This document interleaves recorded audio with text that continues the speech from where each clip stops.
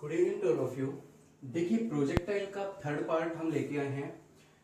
Previous के दो part जो मैंने प्रोजेक्टाइल के करवाए हैं उसमें मैंने इंट्रोडक्शन यानी बेसिक इंट्रोडक्शन दिया, यानी थ्योरेटिकल पोर्शन हमने उसमें पढ़ा है और उसके जितने भी फॉर्मूलाज, जितने भी पैरामीटर्स प्रोजेक्टाइल मोशन से रिलेटेड थे, जैसे कि टाइम ऑफ फ्लाइट हो गया, मैक्सिमम हाइट हो गया, हॉरिजॉन्टल रेंज हो गया, इस तरीके से उसके हमने फॉर्मूला भी डराइव किए थे। तो उन्हीं फॉर्मूलाज के बेस के ऊपर आज हम थर्ड पार्ट इसका लेके आए हैं, जो कि एक न्यूमेरिकल पोर्शन होगा। बेसिक न्यूमेरिकल पोर्शन हम करेंगे, हर एक टाइप का एक एक न्यूमेरिकल मैं करवा दूंगा यहाँ पे, ठीक है। चलिए, तो फर्स्ट न्यूमेरिकल मैंने यहाँ पे मेंशन कर रखा है। देखिए, a ball is thrown with a 10 meter per second at angle of projection 37 degree. Find time of flight, horizontal range, time of flight, maximum height and horizontal range. तीनों ही चीजें इसमें पूछ ली है और ये बेसिक न्यूमेरिकल है। स्टार्टिंग मैंने इस यहां से की है और इसमें जो सबसे इंपॉर्टेंट चीज मैं बताऊंगा वो मैं पहले भी बता चुका हूं आपको प्रीवियस वीडियोस में। कभी जब मैंने वेक्टर अलजेब्रा करवाया था तो वहां पे मैंने जरूर बताई है कि फिजिक्स के अंदर एक स्पेशल ट्राइंगल होता है लाइक दिस।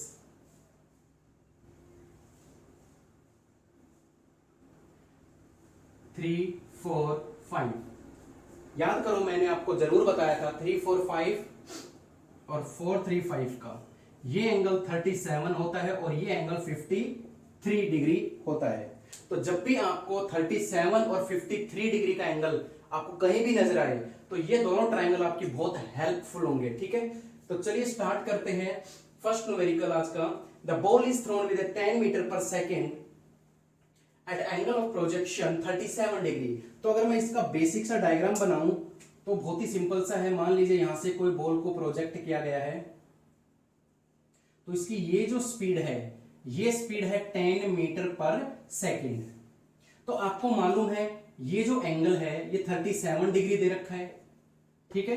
तो इसके दो कंपोनेंट जो मैं तोड़ूंगा तो ux कितना होगा बच्चों, u cos 37 डिग्री और ये होगा u sin 37 degree. It's most important, ठीक है। अब यहां से आप इसकी वैल्यू निकाल सकते हो। u कितना है 10 एंड cos 37, इस राइट एंगल ट्राइंगल से आप cos 37 निकालिए।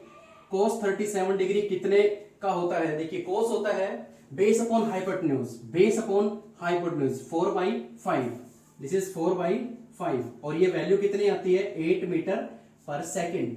सेम कंडीशन आपने यहां पे यूज करनी है। u आपका है 10 metre per second and what is the value of sin 37।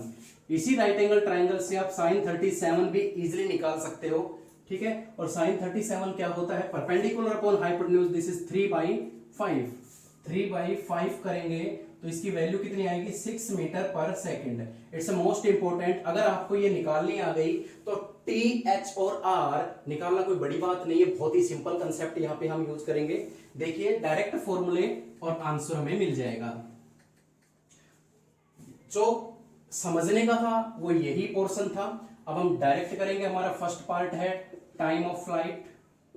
Time of flight denoted by capital T and this is the 2u sin theta by g। फटाफट value put कर दीजिए और आंसर आपके सामने आ जाएगा। तो कितना होता है ध्यान दीजिए 2u sin थीटा, ठीक है। वैसे तो देखिए आपको ये चीज निकालने की जरूरत भी नहीं थी, आप डायरेक्ट भी कर सकते थे, लेकिन ये चीज बाद में निकालते तो मैंने स्टार्टिंग में ही आपको ये निकालना सिखा दिया। तो इस तरीके से आप यूज कर सकते हो। देखिए यहाँ पे u sin थीटा, u कितना है 10 metre per second, sine theta 37, sine theta 37 3/5 solve करोगे तो सीधी मैं इसकी वैल्यू पुट नहीं कर सकता क्या वहां पे? क्या मैं इसको ऐसे लिख सकता हूं sine 37 upon g and u 37 कितना आया 6, तो 2/3 अपॉन 10 6/10 सेकेंड यानी 0.6 सेकेंड। सेकेंड पार्ट में करता हूं मैक्सिमम हाइट का। मैक्सिमम हाइट का फॉर्मूला क्या होता है बच्चों, u square sine square theta by 2g। इसको आप कैसे सोल्व करोगे? सोल्व करना बड़ा इजी, मर्जी आपकी, कैसे भी सोल्व करो आप। यहाँ पे 37 रखो, या इस चीज को मैं ऐसे भी तो रिप्रेजेंट कर सकता हूं ना, u साइन स्क्वायर थीटा को मैं ऐसे लिख सकता हूं, u साइन थीटा का होल स्क्वायर अपॉन 2g। और यहां देखिए u साइन थीटा कितना आया, u साइन थीटा, थीटा कितना है 37, तो u साइन थीटा कितना आया 6, तो 6 का स्क्वायर अपॉन 2 इंटू जी की वैल्यू 10, दैट इज 36/20, 18/10 यानी 1.8 मीटर। This is the maximum height attained by a ball in 0.6 second. अब हम इसका थर्ड पार्ट कर लेते हैं, that is horizontal range.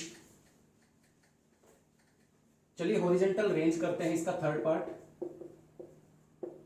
Horizontal range represented by capital R and this is the u square sin 2 theta by g। और मैंने आपको बता रखा है कि इसको मॉडिफाई किस तरीके से आप करोगे। u स्क्वेयर इसको आप लिख सकते हो 2 sin theta cos theta upon g। ठीक है, अब मैं एक बहुत ही बेहतरीन ट्रिक आपको बताने जा रहा हूं। ये बेसिक न्यूमेरिकल है आपका। देखिए इस चीज को मैं ऐसे रिप्रेजेंट कर सकता हूं 2u sin theta into u cos theta upon ji.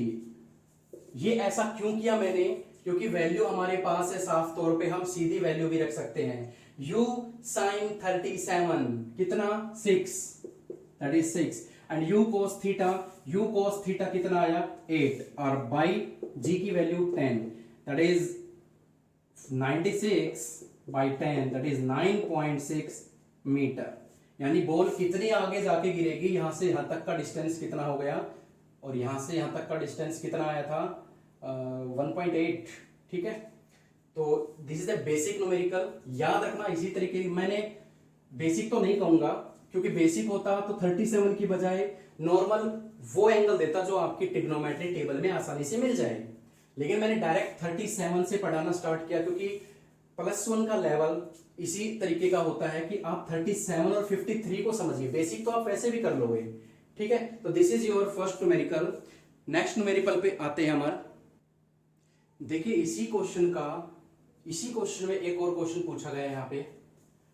A ball is thrown with 10 metre per second at an angle of projection 37 degree पे 10 मीटर पर सेकेंड की स्पीड से बॉल को ऊपर फेंका गया। तो आपको मालूम चला u cos थीटा मैंने निकाला, u sin थीटा मैंने निकाल लिया। 37 डिग्री का ट्राइंगल हमेशा याद रखना 3, 4, 5। ठीक है, छोटे एंगल के सामने छोटी साइड आएगी, बड़ा एंगल अगर मैं लूंगा तो 4 इधर चला जाएगा, 3 इधर आ जाएगा। ठीक है, अब हमें फाइंड आउट करना है initial and final velocity in vector form. तो याद रखें इनिशियल तो हमें मालूम है, इनिशियल स्पीड तो हमें मालूम है बच्चों। इनिशियल स्पीड एक्स डायरेक्शन में 8 मीटर पर सेकेंड और वाई डायरेक्शन में 6 मीटर पर सेकेंड। तो 8 मीटर एक्स डायरेक्शन में है तो उसको मैं ऐसे लिखूंगा 8i कैप, और वाई डायरेक्शन में कितना है 6 मीटर, तो उसको मैं ऐसे लिखूंगा 6j कैप। तो ये तो आपकी इजिली आ गई। अब मैं बात करता हूं फाइनल स्पीड। फाइनल स्पीड मतलब यहां से ऐसे गई है, डिक्रीज हुई, फिर इंक्रीज होती हुई आई, तो यहां पे ये डायरेक्शन होगी वेलोसिटी की। तो यहां भी इसके दो कंपोनेंट टूट रहे हैं।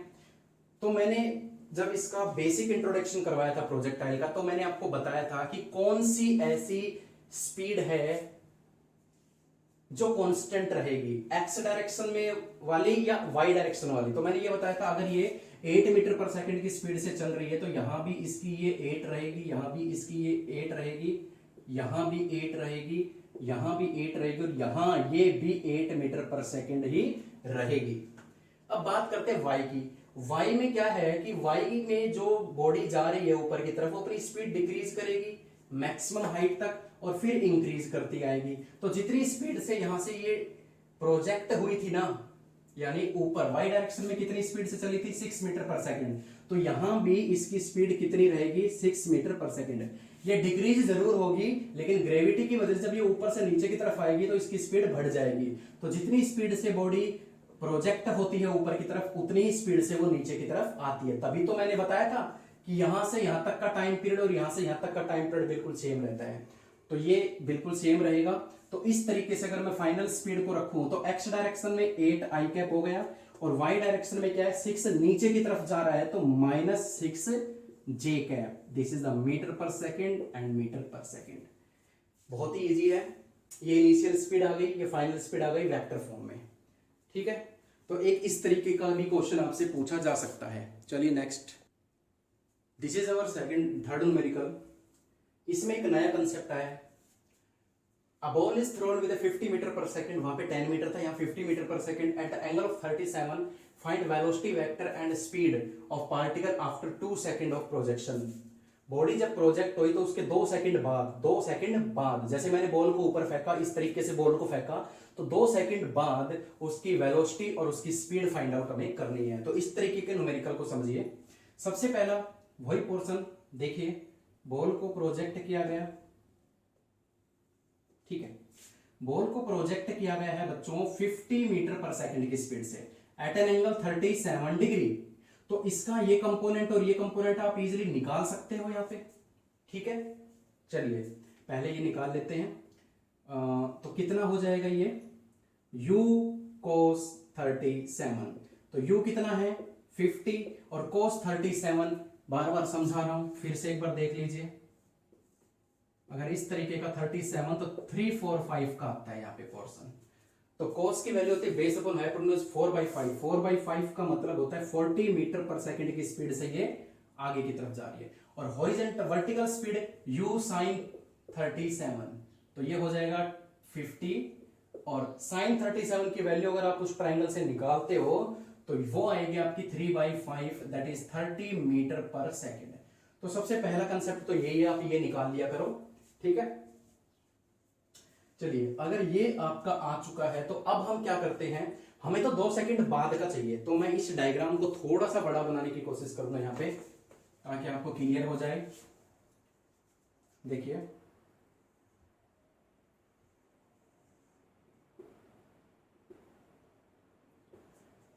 बॉडी प्रोजेक्ट हुई थी यहाँ पे 50 मीटर पर सेकंड की स्पीड से और हमारी ये 37 डिग्री का एंगल बनाती है और हॉरिजॉन्टल कंपोनेंट हमारा 40 मीटर पर सेकंड आया और वर्टिकल कंपोनेंट हमारा 30 मीटर पर सेकंड आया। ये आप समझ चुके हो यहाँ पे। अब हमने पूछा है 2 सेकंड बाद, मान लीजिए 2 सेकंड बाद बॉडी यहाँ पे पहुंची है, यहाँ पे, तो इसका हॉरिजॉन्टल कंपोनेंट और इसका वर्टिकल कंपोनेंट ये होगा, यहाँ ये एंगल हमें नहीं। तो हमें ये देखना है कि 2 सेकंड बाद जब बॉडी ऊपर की तरफ गई है तो कौन सी वेलोसिटी चेंज हुई है। क्या हॉरिजॉन्टल वेलोसिटी कभी चेंज होती है? बार बार कहता आ रहा हूं, हर एक पॉइंट पर वेलोसिटी हमेशा क्या रहेगी उसकी 40 मीटर पर सेकंड, कांस्टेंट स्पीड होती है हॉरिजॉन्टल वाली।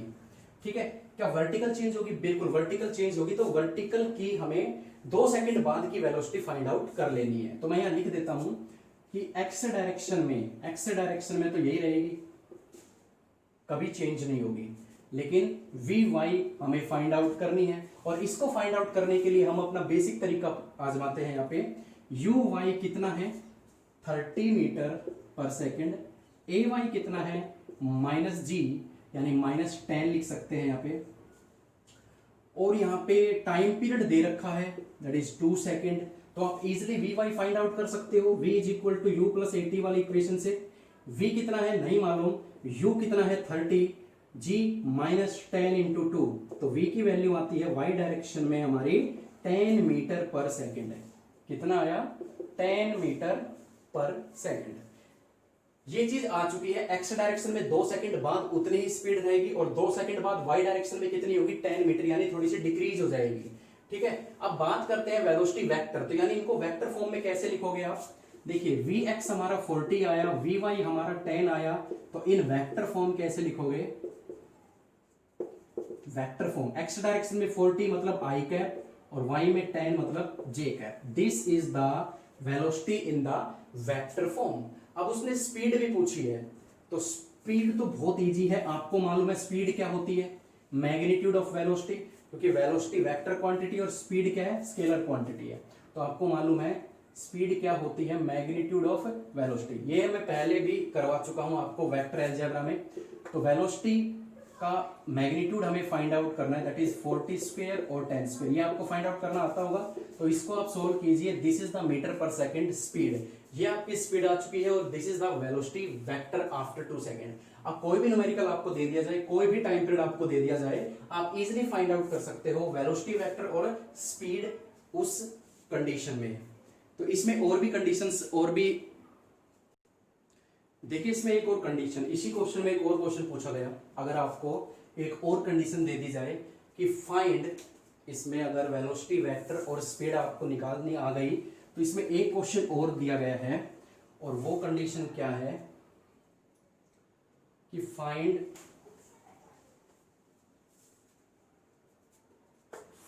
Angle of projection, find angle of projection with horizontal direction after 2 second. 2 second बाद हॉरिजॉन्टल डायरेक्शन के साथ एंगल ऑफ प्रोजेक्शन कितना होगा। तो मैंने देखिए यहाँ पे साफ तौर पे डिस्कस कर चुके हैं फर्स्ट पार्ट में कि यहाँ पर 2 सेकेंड बाद बॉल यहाँ पर पहुंची, तो इसका हॉरिजॉन्टल कंपोनेंट तो वो 40 रहेगा, और इसका वर्टिकल कंपोनेंट यहाँ 30 था, यहाँ कितना आ गया था 10 मीटर पर सेकेंड। तो यहां से आप इजिली टेंजेंट थीटा का फॉर्मूला लगा सकते हो, that is v y upon v x, v y 10/40 1/4, तो एंगल कितना आ जाएगा, दैट इज टेंजेंट इनवर्स 1/4। इस तरीके से आप कोई भी एंगल ऑफ प्रोजेक्शन यहाँ पे फाइंड आउट कर सकते हो। तो एक ये अलग कंडीशन दे दी जाती है, तो क्या करोगे, तो इस तरीके से आप निकाल पाओगे। देखिए इसी में एक कंडीशन और पूछ ली जाती है, सेम डिजिट्स में लेके चल रहा हूं, लेकिन क्वेश्चन बार बार मैं चेंज कर रहा हूं। यहाँ पे अब की बार इन्होंने फाइंड आउट करवाया है displacement and displacement vector, find displacement and displacement vector after 2 second. 2 second बाद जब बॉडी ऊपर की तरफ जा चुकी है, तो डायग्राम थोड़ा सा मैं बड़ा बना देता हूं, क्लियर हो जाएगा बात। मान लीजिए 2 सेकंड बाद बॉडी यहां पे गई है, ये 40 है, ये 10 है, ये 37 था, ये आपका 40 आया था, और ये कंपोनेंट आपका 30 आया था। क्लियर है। अब हमें डिस्टेंस और डिस्प्लेसमेंट निकालना है, तो डिस्टेंस और डिस्प्लेसमेंट अगर पूछ लिया जाए प्रोजेक्टाइल मोशन के किसी भी न्यूमेरिकल में, तो आपको देखना है कि सेंटर से जहां से बॉडी फेंकी गई है वहां से एक्स डायरेक्शन में कितना डिस्प्लेसमेंट हुआ है और वाई डायरेक्शन में कितना हुआ है। तो देखिए इनको थोड़ी देर में रब कर देता हूं ताकि समझ में आए। तो यहां से बॉडी कितनी दूर गई है, बॉडी इतनी दूर गई है, और वाई डायरेक्शन में बॉडी यहां तक चली गई है, मतलब बॉडी यहां तक गई है। तो ये वाई मान लेता हूं, ये एक्स मान लेता हूं। तो हमें डिस्प्लेसमेंट निकालना है एक्स डायरेक्शन में और वाई डायरेक्शन में। तो सिंपल सी बात है, मैं एक एक कंसेप्ट यूज करता हूं। पहले एक्स डायरेक्शन की बात कर लेते हैं और फिर वाई डायरेक्शन की बात कर लेते हैं। एक्स डायरेक्शन में you x, A x, time और डिस्प्लेसमेंट कितना होगा। ठीक है, पैरामीटर पुट करते हैं यहां पे। देखिए यू एक्स, एक्स डायरेक्शन में यू कितना था, इधर वेलोसिटी हमारी 40 थी और इस डायरेक्शन में 30, तो ये हमारा 40 मीटर पर सेकेंड। एक्सेलरेशन 0 होता है एक्स डायरेक्शन में, टाइम पीरियड 2 सेकंड की बात कर रहा है वो डिस्प्लेसमेंट फाइंड आउट करवाने के लिए। और एक्स डायरेक्शन में डिस्प्लेसमेंट कितना माना है मैंने, एक्स। तो यहां से आप लगाइए s is equal to u t plus half a t square and find the displacement. s x u 40 time 2 and this is the 0, acceleration 0 तो कंप्लीट 0। तो x आ गया आपका 80 मीटर, यानी x डायरेक्शन में बॉडी कितनी दूर गई है, 80 मीटर। अब मैं y डायरेक्शन की बात करूं तो y डायरेक्शन में क्या क्या यूज होंगे, देखिए u y, a y, s y और t। t 2 सेकंड है, ए वाई -10 होता है, यू वाई 30 है, और ये वाई डायरेक्शन में डिस्प्लेसमेंट बॉडी कितनी ऊपर गई है, वाई। तो सेम कंडीशन में अप्लाई करने वाला हूं, you t plus half a t square and find out the S कितना माना है मैंने वाई, यू कितना है 30 टाइम 2 1/2 -10 2 का स्क्वायर। इसको फटाफट सोल्व करेंगे तो कितना आएगा 60 -20 दैट इज 40 मीटर। ये डिस्प्लेसमेंट एक्स डायरेक्शन में आया है, ये डिस्प्लेसमेंट आपका वाई डायरेक्शन में आया है। तो वेक्टर फॉर्म में किस तरीके से रिप्रेजेंट आप करोगे इसको, देखिए इन वेक्टर फॉर्म एक्स डायरेक्शन में आपका आया 80, तो उसको आप लिखोगे 80i कैप, और y डायरेक्शन में आपका आया 40, तो उसको लिखे होगा 40 j cap. This is the displacement in the vector form. अब आपसे क्या पूछा गया है, डिस्प्लेसमेंट और निकालिए। तो डिस्प्लेसमेंट वेक्टर में तो आप x और y कंपोनेंट निकाल के उसको वेक्टर फॉर्म में लिख चुके हो। अब ओनली अगर डिस्प्लेसमेंट आपसे पूछा जाए तो बड़ा सिंपल है। डिस्प्लेसमेंट क्या होता है, ये होता है उसका मैग्नीट्यूड। जैसे वेलोसिटी का मैग्नीट्यूड क्या होता है, स्पीड, ऐसे डिस्प्लेसमेंट वेक्टर का मैग्नीट्यूड क्या होता है, डिस्प्लेसमेंट। तो इजीली आप इसको सोल्व कर सकते हो, 80 का स्क्वायर प्लस 40 का स्क्वायर, ठीक है, और आप इसको इजीली निकाल सकते हो। तो this is all about the displacement vector और डिस्प्लेसमेंट। क्लियर। तो आज के इस लेक्चर में हमने बहुत सारी बातों के ऊपर काम किया, जैसे कि कोई भी बॉडी को प्रोजेक्ट किया गया किसी भी एंगल के साथ, तो सबसे पहले तो आपको सीखना आना चाहिए कि उसकी कंपोनेंट कैसे फाइंड आउट करते हैं। एक कोस में टूटता है, एक साइन में टूटता है। वो चीज आने के बाद में आपको वेलोसिटी निकालनी आनी चाहिए, वेलोसिटी वेक्टर आना चाहिए, डिस्प्लेसमेंट आना चाहिए, डिस्प्लेसमेंट वेक्टर आना चाहिए, angle of projection find out आना चाहिए, और horizontal range, time of flight और मैक्सिमम हाइट डायरेक्ट फॉर्मूले पुट करके और उनको सोल्व करना आना चाहिए। तो इस वीडियो में काफी कुछ सीखने को मिला है, ठीक है। नेक्स्ट पार्ट में और बेहतरीन कुछ इंपॉर्टेंट न्यूमेरिकल्स लेके आएंगे। तो आज के लिए इतना ही रहेगा आपका। तो थैंक यू सो मच।